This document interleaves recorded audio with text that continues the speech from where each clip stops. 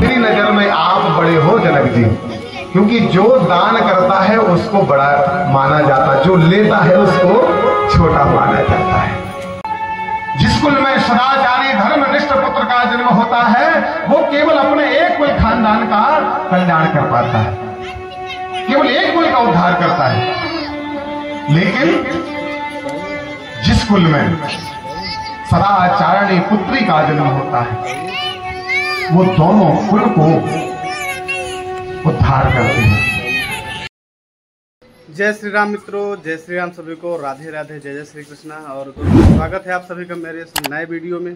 और आज फिर हम चल रहे हैं भागवत में, और आज भागवत में दूसरी जगह चल रहे हैं क्योंकि गांव में दो जगह भागवत हो रहे हैं, एक तो हमारे खेरापति महाराज में और एक हो रही पुरानी चौकी के पास में। तो चलिए चलते हैं, आज लास्ट दिन है वहाँ का, तो आज वहाँ हुआ थे, फिर कल हमारे इधर ये खेरापति धाम की भागवत का लास्ट दिवस होगा, तो आज वहीं चलते हैं और वहाँ की कथा का रसपान करते हैं और आनंद उठाते हैं और भगवान का प्रसाद पाते हैं और कथा सुनते हैं, है ना। तो चलिए चलते हैं, बने रहेंगे पूरी वीडियो पे, आज देखते हैं यहाँ की भागवत सुनते हैं, ठीक है। चलते दूसरे कथा स्थल पर, और यहाँ पर हो रही है राम कथा, तो यहीं पर संत भाई भी हैं हमारे, और अब सुनते हैं कथा श्री रामचरितमानस। भजो राम सीते, भजो राम सीते, भजो राम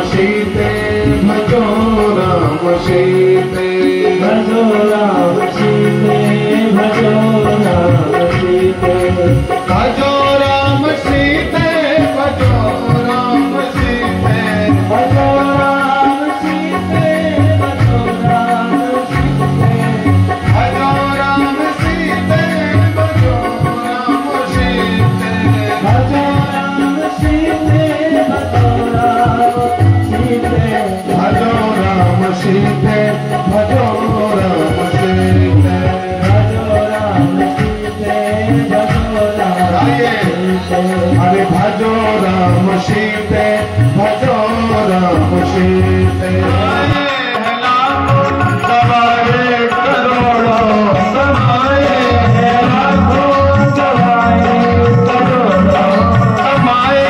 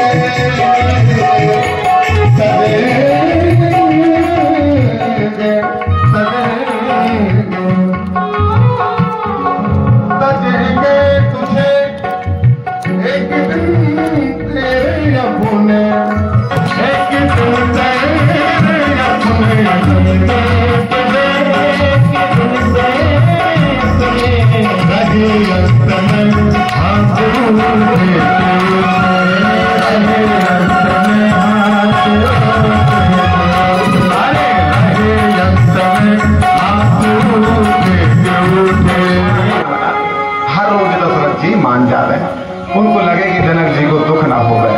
मन में ये भी भाव था कि अब मेरे ये संबंधी हो गए हैं तो इनके मन को पीड़ा ना पहुंचना चाहिए। दशरथ जी अपने संबंधी का ध्यान रख रहे हैं, ये नहीं सोच रहे कि हम लड़का वाले यहाँ ताव दिखा दें, नहीं, वो सोचते नहीं, इन्होंने कन्या का दान किया है। दशरथ जी की नजर में जो दान करता है वो बड़ा है।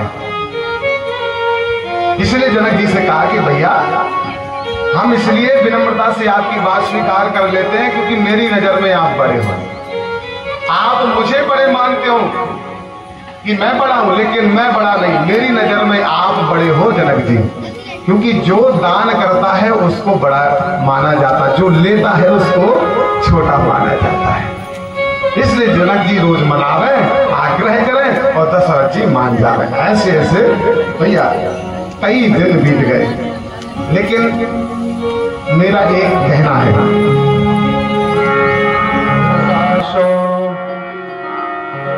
बुरा प्रीत को पंथ, बुरा पर घर को वासो, बुरा नारी को ने,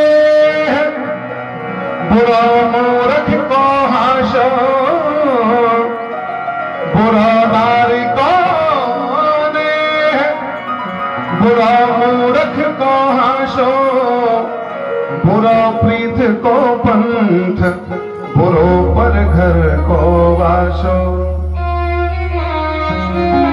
ज्यादा दिन किसी के घर में रुकना नहीं चाहिए। ज्यादा दिन रुकोगे तो फिर मान सम्मान में कमी होने लगे। इतने दिन हो गए, कहाँ जी इतनी बड़ी बारात की सेवा करेंगे, कब तक इनको भोजन करवाएंगे।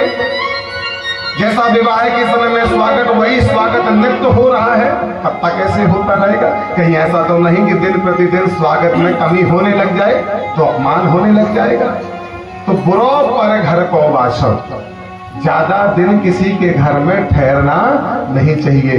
आप अगर किसी रिश्तेदार के घर में जाओ तो आज की कंडीशन को समझ करके, स्थिति को समझ करके अति शीघ्र अपनी मेहमान नवाजी करके वापस आ जाओ। ये नहीं कि बस गए वहां तो जम कर रह गए, 1 दिन 2 दिन 4 दिन, भयंकर भैया ये जेठ का महीना, भयंकर गर्मी। घर वाले सोचते हैं कि भैया ये जाए तो हम आजादी से कूलर के सामने सोवे, आजादी से लेटे, पर वो जम के रह गया 9 दिन 10 दिन 15 दिन। तो भैया ऐसे में फिर रिश्तेदार भी चिल्लाने लगते हैं कि ये जाता क्यों नहीं, फिर वो सेवा नहीं रह जाती, फिर वो मन नहीं रह जाता। विदाई नहीं करने की सोच रहे, उनको लगता है कि जमाई भी यही बना रहे, समधी भी यही बना रहे, सबको यही बना रहे, हम खिला लेंगे पिला लेंगे। ऐसे कब तक चलता रहेगा महाराज, विदा तो करना पड़ेगा। हर व्यक्ति इस संसार में जो आया है उसको तो जाना ही पड़ता है। जो भी यहाँ आया है एक न एक दिन तो सबका यहाँ से वियोग होता है। सब इस संसार से जाने के लिए आए, चाहे बिटिया की विदाई मान लियो और चाहे हम लोगों की धरती से विदाई मान लियो, सबको यहाँ से जाने के लिए आया है और एक न एक दिन सबको जाना पड़ेगा। दशरथ जी ने विश्वामित्र जी को कहा कि महाराज आप जाके समझाओ, आप गुरु हैं, आपकी बात नहीं काटेंगे, मेरे लिए वो समझी हैं तो हर बात को निवेदन कर लेते, मैं मान जाता हूँ। ऐसे कब तक चलेगा। तब जनक जी ने जाकर के, विश्वामित्र जी ने जाकर के समझाया।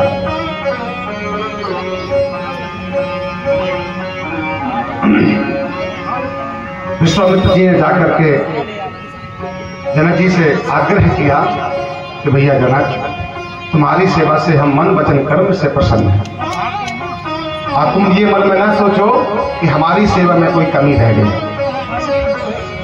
तुमने इतने दिनों तक जो हम सबकी सेवा करी है, अवधवासियों की सेवा करी है, सभी प्रसन्न हैं, लेकिन हे विदेह राज,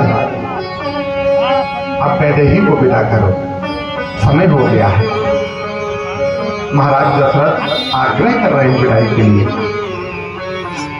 इसलिए हे जनक जी, मन से मोह हटा करके अपनी बिटिया को विदा करो, क्योंकि बिटिया पराए घर के लिए ही जन्म लेती है, उसको एक न एक दिन अपने पति के यहाँ जाना ही पड़ता है। तुम कब तक अपनी बिटिया को रोक के रखोगे।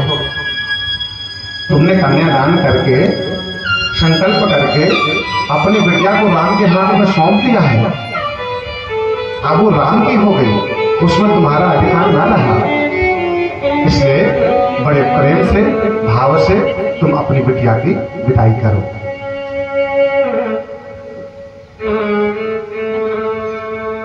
जब विश्वामित्र जी ने इस प्रकार से समझाया, तब विदेही राज को समझ में आया।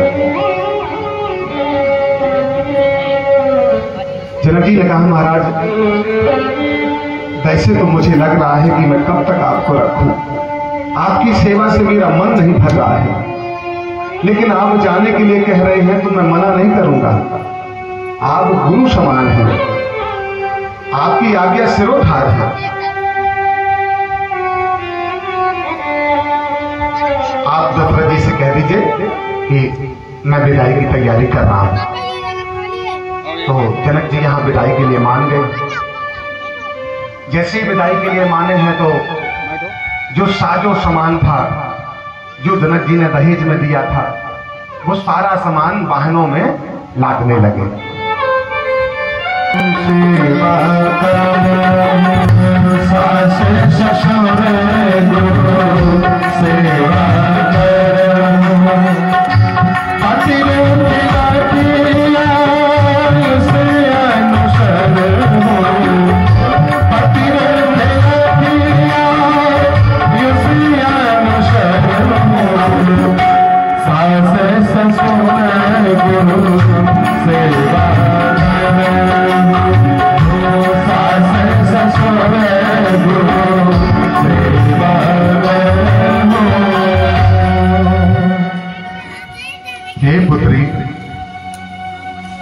मेरी एक बात हमेशा तुम गांठ बांध लेना,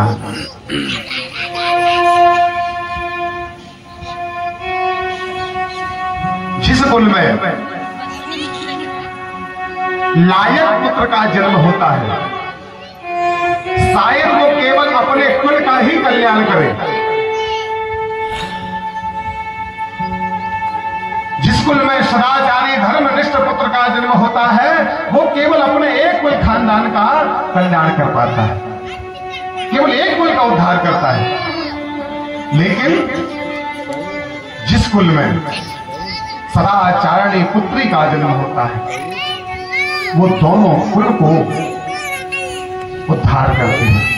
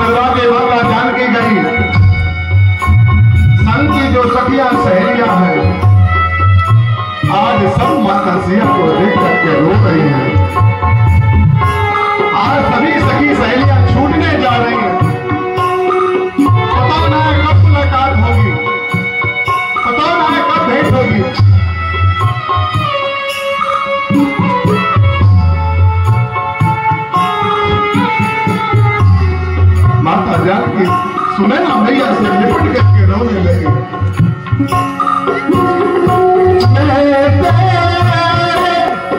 बाग में की चिड़िया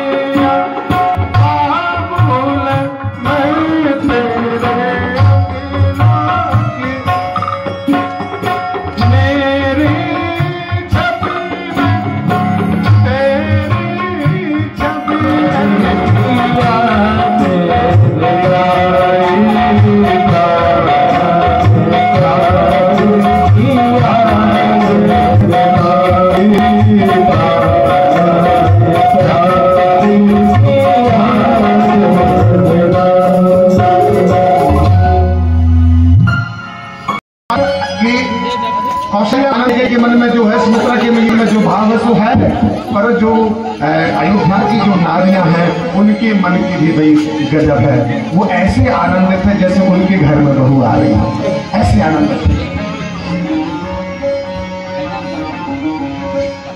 भगवान श्री राम के समय में सारा समाज एक होकर के रहता था, प्रेम सौहार्द से रहते थे। वो तो अब जमाना बदल गया है।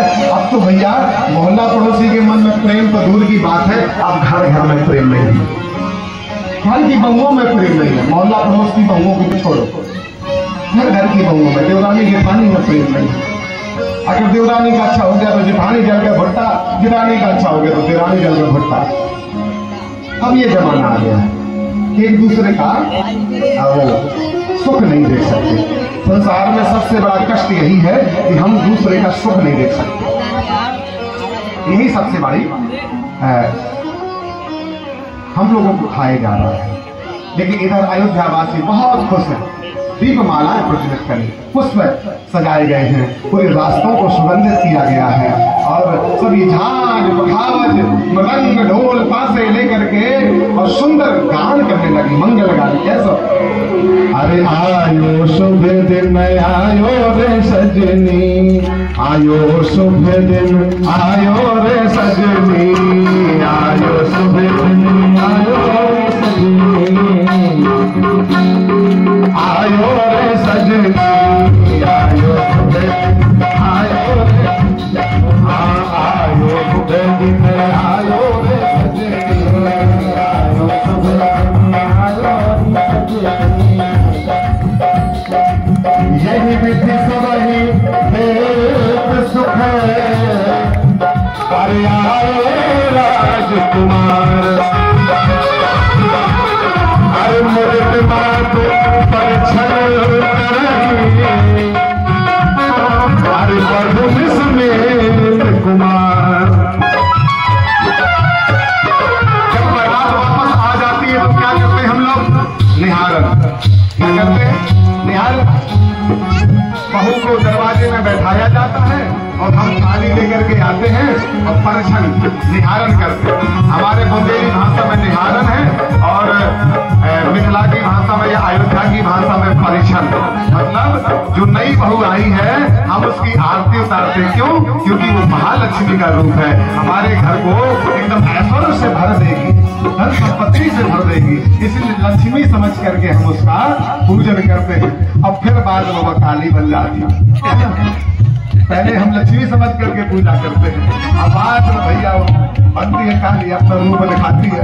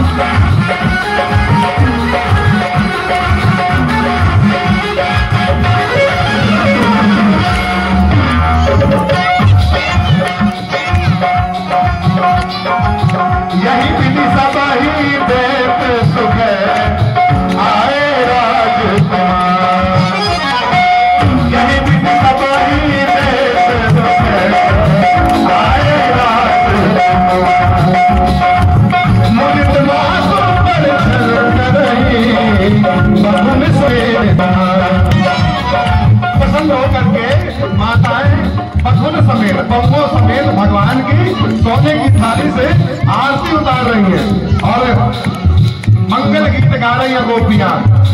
अयोध्या नगरी धन में भई, अयोध्या नगरी धन में भई, अयोध्या नगरी धन में भई, निगम नीत कुलेरी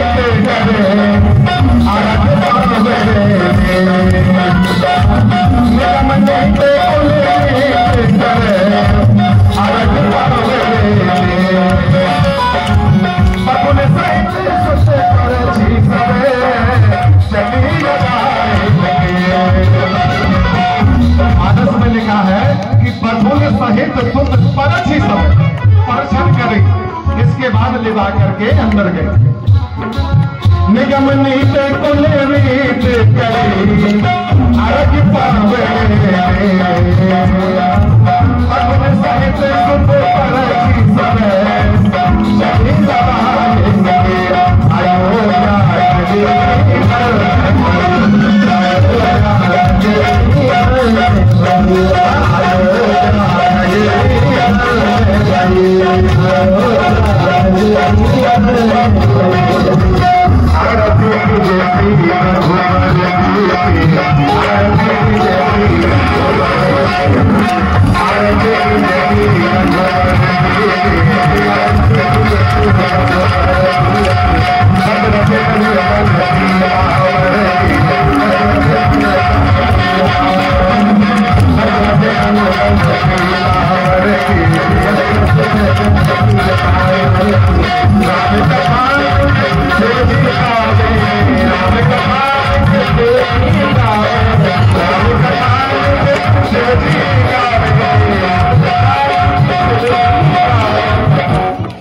जिस प्रकार माताओं ने वर वधू दोनों की आरती करी, तो मेरा भी मन हुआ कि मैं भी भगवान की आरती करवा दूं, क्योंकि अभी तक प्रभु रघुनाथ थे, लेकिन आज सीतापति नाथ हो गए हैं। तो माता जानकी और प्रभु श्री राम दोनों खड़े हैं। जब माताएं आरती कर रही हैं, दर्शन कर रही हैं, तो मेरा भी मन हुआ कि थोड़ा सा आरती करूं। तो आइए आप भी बैठे बैठे अपने मन से भगवान की आरती करें। राम कथा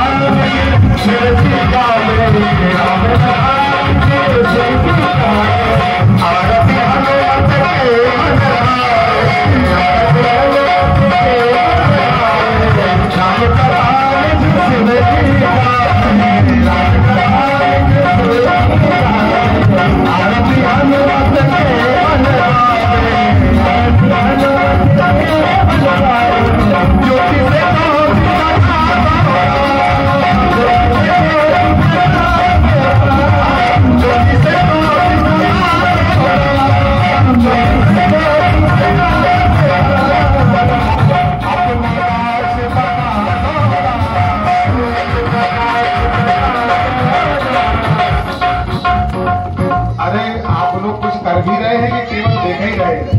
मुझे लगे तो कि आप लोग सुन रहे हैं। भैया ये राम के रॉड इसको नहीं चल रहे हैं, इनको मुंह नहीं दिखाई दे रहा है। वो सुना था कि नहीं सुना था, जो हमें दिखाई नहीं दे रहा। जो रॉड और जलाते भैया जो उनको झपड़े,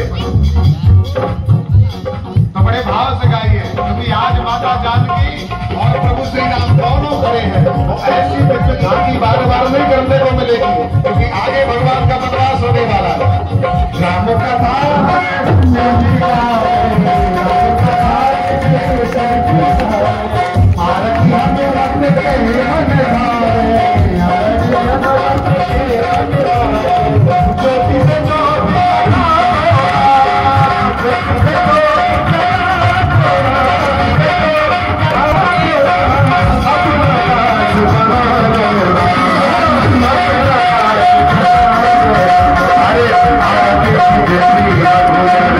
Thank you.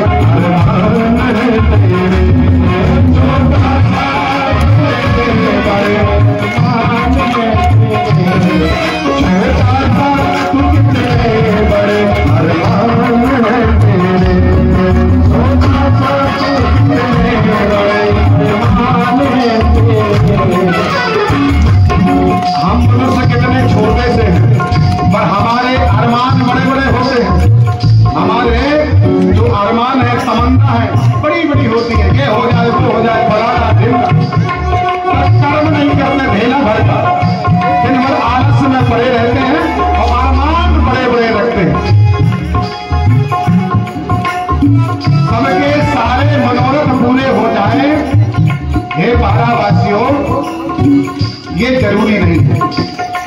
सबके सारे मनोरथ पूरे हो जाए ये जरूरी नहीं है। कंस ने भी बहुत मनोरथ पाले, अर्जुन के द्वारा कृष्ण बलराम को बलानों को मार डालू, उसने भी बड़े मनोरथ पाले, लेकिन उसके मनोरथ पूरे नहीं हुए। तो ऐसे हर व्यक्ति बहुत सोचता है, लेकिन सबकी सोच पूरी नहीं होती। ऊपर अंतिम पंक्तियों में कहते हैं कि जो भी मनुष्य कलयुग में भगवान श्री राम के विवाह को आनंद पूर्वक गाता है या सुनता है, उसके जीवन में सदैव मंगलायतन राम जसु, सदैव उसके जीवन में मंगल ही मंगल रहेगा। क्यों? क्योंकि मंगल भवन मंगल हारी, प्रभु सुदशरथ विधान